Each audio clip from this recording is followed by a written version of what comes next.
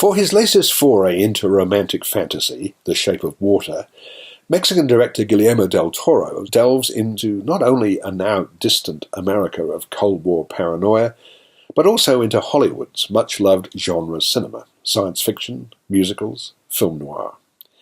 It's a heady mixture, but del Toro and his screenwriting collaborator Vanessa Taylor succeed beyond all expectations in blending disparate themes and characters into one blissfully romantic and entirely satisfying whole.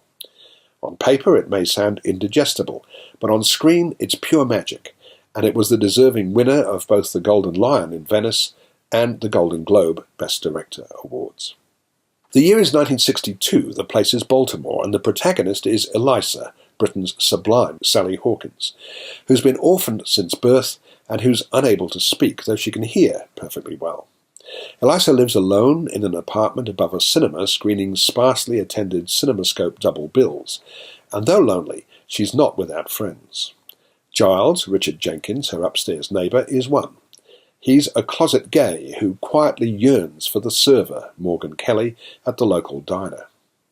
Giles is a talented illustrator who's been working in the advertising industry until the work has dried up, presumably because of his sexuality.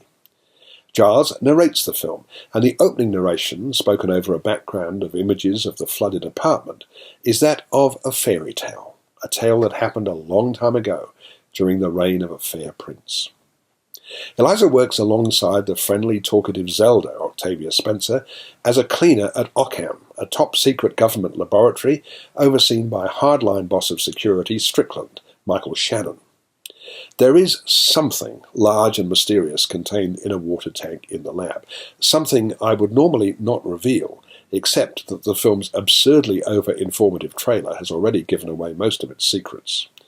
In a clear nod to one of the seminal sci-fi films, Jack Arnold's Creature from the Black Lagoon, 1954, the tank contains a gillman, discovered in a remote part of the Amazon and transported to this facility by scientists in the hope and expectation that this asset will give America some kind of advantage over the Soviet Union.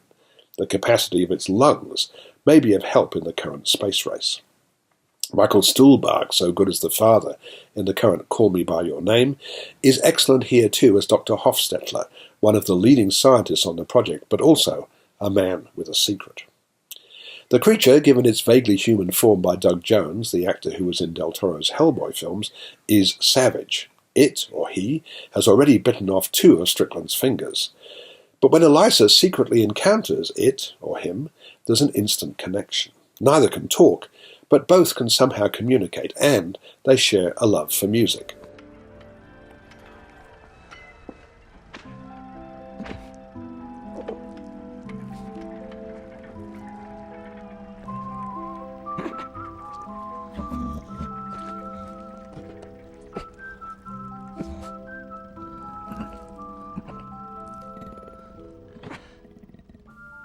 The Shape of Water is indeed a fairy tale, a very romantic, very eclectic, very grown-up and strangely beautiful fairy tale.